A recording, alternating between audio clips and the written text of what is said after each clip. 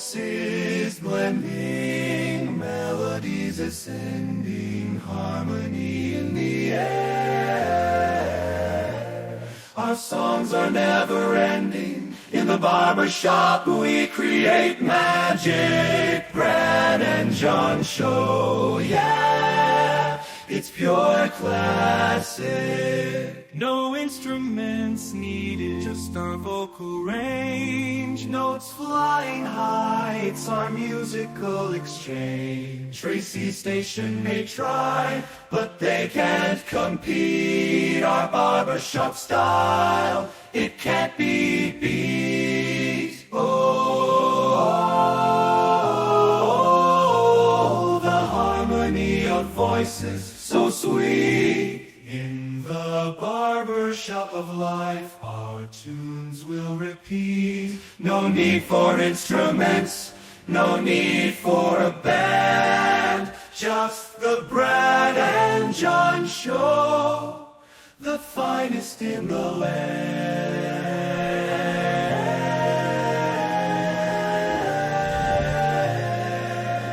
It is the Brad and John Show, and I am Brad, and that is John. Right, John? Good morning, Brad. John Combest. You know, John, it's been 2 weeks since we've done a Friday show. As a matter of fact, we did a fake Friday show last Thursday, but it's a true Friday show, and you know what that means? What does it mean, Brad? It's time for the Polka Boys. Time for the John Combest Top 3. Yes, the John Combest Top 3. John Combest for the past 23 years, every single day of his life. John, how many days have you missed doing the johncombest.com website update? 0.0. Exactamundo. And what we do is, let me give a little bit more information for maybe first-time listeners. What John does is every single day he does this site. It's like the Mad Drudge of Missouri. He scours all sorts of different sources, and he comes up with things that he thinks they're important for you and I and Joe and Josephine Average. And then he puts them on his website, and all you do is you go to the website, you see the headline, you go, that looks interesting, you click on it, and away you go. But the problem is, for us, if we did everything in his website, we would be here for hours and hours and hours, and pray tell, nobody could stand that. So instead, what we do is we bring it down the top 3, and we bring in this guy. I'm Casey Kasem. And we start with... In third place. Last Thursday, Brad, or what you and I called our Fake Friday last week, we talked about the Grain Belt Express, that big multi-state project designed to deliver wind energy and green energy all throughout the country, but specifically throughout the Midwest. We discussed that last Thursday. And there's a development. Senator Josh Hawley has announced that he has secured a commitment from the Department of Energy to halt a big $4.9 billion, with a B, billion-dollar loan for the Grain Belt Express. Hawley says he has heard so much from farmers that say they do not want the pittance of cash that is being thrown their way by the Grain Belt Express folks. Hawley says he's standing up to him. Andrew Bailey says he's standing up to him. And Brad, as a background for this, I would suggest folks go to johncombest.com today. And one of the top links is from our friend Elijah Haahr down in Springfield.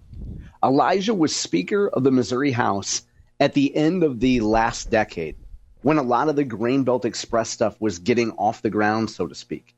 Elijah details the background of the early fight against the Grain Belt Express, what Elijah calls fake conservatives getting a whole bunch of money from Invenergy, the parent company of the Grain Belt Express, what the PSC, how the PSC flip-flopped on the Grain Belt Express, all the way up to the modern day part of Missouri Farm Bureau's Garrett Hawkins speaking out against it, Josh Hawley, Andrew Bailey. So Elijah gives a good primer, so to speak, on the background of this.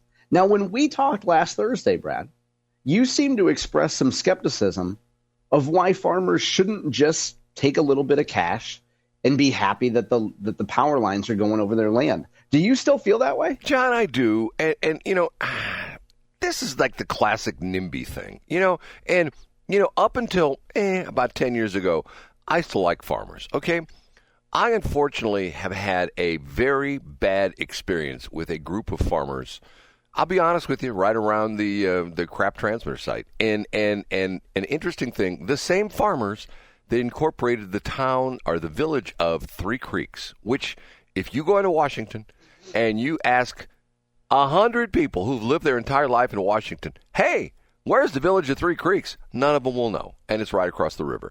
Having said that, I think they're just, to me, it's not as much about nothing. I mean, drive along Augusta Bottom Road and look at all the power line transmission towers that are on there on farmers' property coming out of the Labadee power plant. Okay, we have a problem. We need more energy. We need more transmission lines built. The system has not really been, there haven't really been any new transmission lines built in decades. These farmers are being buttheads. And so, yeah, last Thursday you referred to a fictional, quote, Jim Bob Butthead farmer, which I think we call JBBF. Brad, you historically over time, when you've talked about eminent domain, you've said that the government should actually look at the fair market value and 10x it. Yes. And give. So I would just suggest, Brad, and I don't expect you to go back and listen to this or read the transcript, but I'm reading the transcript from Elijah. There was a farmer in Callaway County named Jordan Mitchell Christensen, and Grainbelt offered him $8,000 to hang a line over 81 acres. So $8,000, Brad. Now, I know that's not a pittance. I mean, $8,000 is $8,000. But to hang it over 81 acres and to toss the guy $8,000. But, John. Brad, you seem to always say that we should take that companies and government should overpay for land. It would seem as though there's a disparity there, Brad. But, John, they're not taking 81 acres of his property. I know, they're hanging a line over it. Right. It's in the air. It's not like they're building like a wall or something like that or a pipeline above ground. It's in the air. And the towers were maybe the newer towers. The older towers had like 4 posts. The newer towers what they call like monopoles, where it's like one big hunk of concrete they put in the ground, and they bolt this thing onto the top with the bolts coming out of the concrete, and it's maybe this footprint on it is maybe what, 10 square feet, 10 by 10. It's probably not huge, but to quote the Oscar-winning film Friday, it's the principality of it, Brad. I think this goes to show your bias about the farmers near the crop transmitter site. No. And if that nearby farmer hadn't allowed his Roundup to drift, if he had set his sprayer for the proper particle size and had not drifted his Roundup onto your property, I think you'd feel differently about the Greenbelt Express. John, the farmers, see, this is another example of like not of the greater good. Okay, it's like I said, I don't want to beat this thing to death. But here's the other problem. If they offer him $8,000 and he says no, like, for example, if I saw your car and I say, John, I'll give you $2,000 for your car, you go, oh, hell no. And I go, well, how about 4? No. How about 8? No. Get what I'm saying? Bargain with them. Say, no. Yeah, I mean, I think I think that essentially you get to a point where the company doesn't want to bargain anymore. And you say, okay, I'm going to complain to the Missouri Public Service Commission. Well, then you tell that company that what you're going to do is that area that they want to put those power lines in, you're just going to plant fast-growing trees, and at some point in time, they're grow right into the power lines and short them out. They're going to block the wind, Brad. Right. It knocks out their whole system. Right. It's like, this is like the classic example, and unfortunately I'm too close to this with towers. This is like the classic example of the people that complain that they don't have a good cell signal at their house, but yet when somebody tries to put up a tower near their house, I don't want that thing near my house. It's going to kill my kids with the radiation, and it's an eyesore. And I look out the window and I see that piece of steel in the air. Get what I'm saying, John? I get what you're saying. It's citizens against virtually everything. Caves. Okay. For folks who don't know about the Greenbelt Express, go check out Elijah's piece. You can also, because it's on Apple Podcasts, you can also just read the transcript if you don't want to listen to the whole thing. You know what whole thing I'm going to read, though, Brad? Eventually, story number 2. And by the way, before I hit number 2, I think I know what your number 1 story is going to be this morning. Because, unfortunately, is my number 1 story. You have too. No idea. Oh, but, I think I do. But we'll find out when we get there. Up a notch to number 2. when I talk about reading every word, that's what I'm going to do pretty soon around the corner. As soon as the state audit of the St. Louis public school systems comes out, we are right around the corner, Brad. Batten down the hatches and move to higher ground. State Auditor Scott Fitzpatrick is expected to release the year-long inquiry of St. Louis public schools. This story is brought to us by the St. Louis Post-Dispatch's Blythe Bernard. The first draft of that audit is out there. It's in a limited number of hands.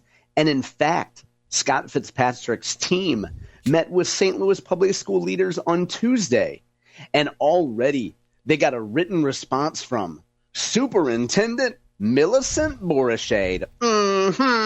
You'll remember that's Keisha Scarlett's buddy that she brought in. You know, Keisha brought in a whole bunch of friends to serve as consultants, and they racked up a whole lot of debt, Brad. When Keisha came in, her one-year tenure, the school district's operating budget went from a surplus of $17 million to an estimated deficit of $35 million. So by my math, Brad, that's $52 million that Keisha and friends managed to fritter away. The district spent $1.6 million on salaries for nine new friends that Keisha brought in, and they added up $1.6 million charged to 21 credit cards. We've discussed these numbers before, Brad. And if you think that this sounds like, I don't know, somebody coming to town and hiring their friends and just running through a bunch of money and then leaving town, it seems like that's pretty much it. So Scott Fitzpatrick's audit, there's not a date set for it yet. I'm guessing they're having to, dot the I's and cross the T's and get Millicent's response ready to issue along with it. But Brad, imagine what we're going to find on this deep dive. Imagine the Pappy Smokehouse, and imagine the Topgolf expenses and trips to IKEA and bread company. It's going to be great, Brad. John, I think you're making too much big deal of this. Matter of fact. No, you think so? Yeah, I think you're making too much of a big deal Why about is this. that, Brad? Well, because of the fact that weren't some of the charges on the credit cards of all these school board flunkies, weren't they to Hooters? Weren't there a couple Hooters charges on there? Yeah. Brad, do you have a philosophical problem with Hooters? Are you more of a show-me's guy? No. I don't have a problem with it. I think that it's great because what they were doing was they were coming up with a new program, the city of St. Louis, that was they were going to put it on a constitutional amendment, and the ad campaign was going to be Hooters for homework. And they were talking Love that, Brad. Fantastic. They were talking about how the kids should go to Hooters to do their homework because especially if their father takes them, that would be the law. The father would take them to Hooters, and that way the kids would not be bothered by their father because their father would be too busy looking at, guess what, John? More than a mouthful? Yes. Now, Brad, did we ever settle our debate on whether it's oogling or ogling? I don't know. Which one do you say it is? I think it's ogling, but I love oogling because oogling seems to suggest more like ooh, look at those over there. So, Brad, let's get back to Hooters for a minute. Yes, that's a great idea. Hooters for homework, and the entire promotional video could be modeled after Van Halen's "Hot for Teacher." See, what I still don't understand. How come these people aren't arrested? How come I don't get it either, Brad. This is criminal. I mean, it's criminal theft. They're taking taxpayer money and going to, like you mentioned, the Topgolf and Hooters and what were the other places? IKEA. They're buying stuff. Pappy's Smokehouse. Now, let me interrupt, Brad. There's probably ways that they could justify, like, well, we had a team meeting and we had to eat. It was an all-day meeting. We needed to eat. Well, what, you want us to starve? Guess what? They should all pony up. They should all, say to the waitress, "I know you hate this, but single tickets for everybody." It just drives me nuts. It's going to be great though, Brad. I can't wait to see what comes out of it. Dude. The real drama is story number 1. Are you going to accurately predict what it is? I think I know what it is, but we're going to go anyway. Here we go. The number one. Okay, let's see, John. Missouri's U.S. Senator Josh Hawley on Hannity yesterday, guest hosted by Charlie Kirk. Was this your guess, Brad? No, interesting. Now were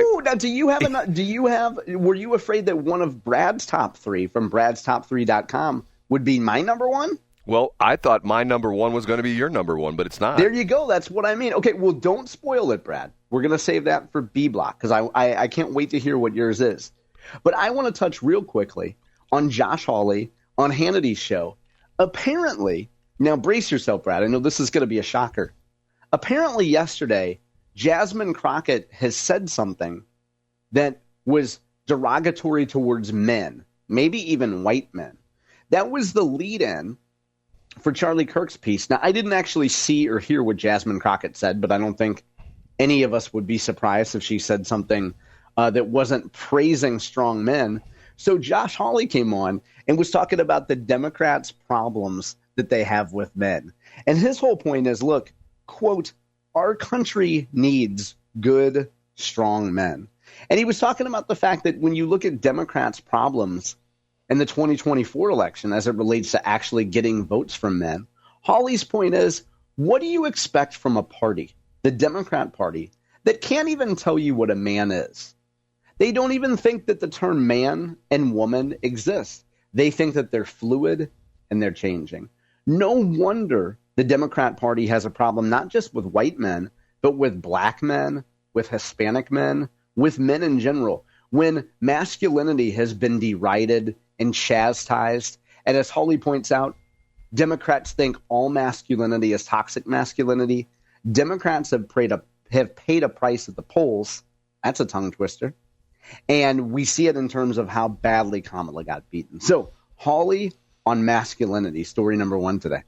John, you just said something. As a matter of fact, I caught it, and so did Mr. Info Dude, Mike Otten. He said, John said he wanted to touch on Josh Hawley. I wanted to punch on him? Touch on him. You wanted to touch on Josh Hawley. Oh, yikes, Mike Info Dude. Okay, as the French say, touche. And as their women say, douche. But you're right. Let me put a big pause on that. I shouldn't touch on Josh Hawley. Right. only one person. Well, if you were Hawley, and it's not Jasmine Crockett. If you were of certain persuasion, you'd love to touch on Josh Hawley because I think so. He's very svelte. Right, and he looks very clean. Right. I'll stop there, or else I'm going to say touch again. And he wears those tight jeans, and he wears those pirate shoes. All attributes that most people go, oh my God, I love Josh Hawley. I want to be with Josh. I want to be around Josh all the time. I want to be around Josh when he lived in Jefferson City. Oh, that's right. He never did. But that's a whole nother story. Brad, okay. For a minute there, I thought you were doing your Cori Bush impression at St. Cyn Park in Hazelwood, just wrapping your arms around Josh Hawley. Is that where that happened? Up in St. Cyn Park? Where they hug? Yeah. I had to look it up because I've never been there, Brad. Apparently, it's not far from. I guess you would know. Do you get off at Graham Road? Pardon the expression. Mike Otten's going to point out how I just asked Brad how he gets off. Do you get off at Graham Road? No. Do you get off at Haudershell or McDonald or Lindbergh? Well, how do you get there? Well, now this is the one that's because the borderline goes right through. Is this in Florissant or Hazelwood? Do you remember? The news reports were saying Hazelwood, and when I looked it up, it said it's in Hazelwood proper. Yeah, I know exactly where that's at. Yeah, you can get off at Lindbergh there. Yeah, matter of fact, what's interesting is it's not too far. We've talked about this before from those homes that are behind the Schnooks that were built. Remember where they did the Coldwater Creek runs right behind that Schnooks there. That's why they chose it, right? Right, in Lindbergh and Manresa, and there was like a floodplain there, and they filled it with dirt. They did like a fill there, and then they built the houses on top of the floodplain, and that's why they're drilling holes in people's basements and finding radioactive material. But that's a whole other story. Okay, we need to. But those people are going to. I mean, aren't those homeowners going to get like a stroke of cash now? Isn't that what that deal is? Where they'll get cash for that? No, I think Cori Bush worked out a deal with Boeing where they'll get some planes that have been retired. She worked out a thing with Boeing where they're going to get more fighters, right? More exactly right. More harpoon missiles. Maybe some promotional T-shirts. Yes, there you go. Okay, on my top three, on my number one, on my number three, I need some help, and a number one, I may need some help from you as well, John. So I got it, Brad. I'm just foreshadowing that. Okay.